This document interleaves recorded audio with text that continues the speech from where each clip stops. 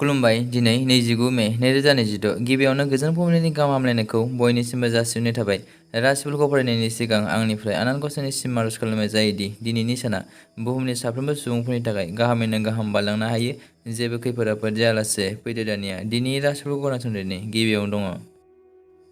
मेष राशि फरायसाया समाजाव जाफुंसार जागोन। मेष राशिनि खाफालगोनां अनजिमाया 5। वृष राशि नोंथाङा नोंथांनि जिउनि लोगोरिनि सावस्रिनि सायाव सानगोन। वृष राशिनि खाफालगोनां अनजिमाया 9।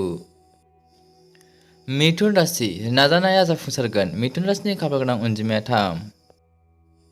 कर्क राशि जखम आरो बेमारिनि थाखाय हेंथाफोर जानो हागौ। कर्क राशिनि खाफालगोनां अनजिमाया 3।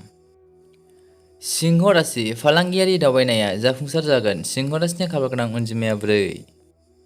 कन्या राशि नखरनि जेंनाया सोलिबाय थागोन। कन्या राशिनि खाफालगोनां अनजिमाया 9।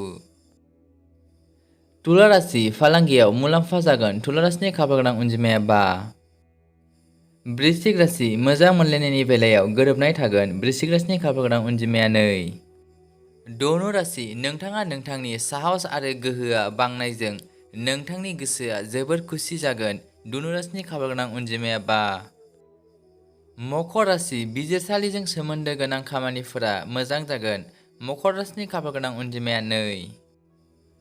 कुम्भ राशि नोंथाङा नखरनि हेफाजाब मोनगोन। कुम्भ राशिनि खाफालगोनां अनजिमाया 4। मीन राशि बायजोनिफ्राय रां खामायगोन। मीन राशिनि खाफालगोनां अनजिमाया 4। दिनैनि राशि फरायनाया एसेनोसै। गोजोन्थों।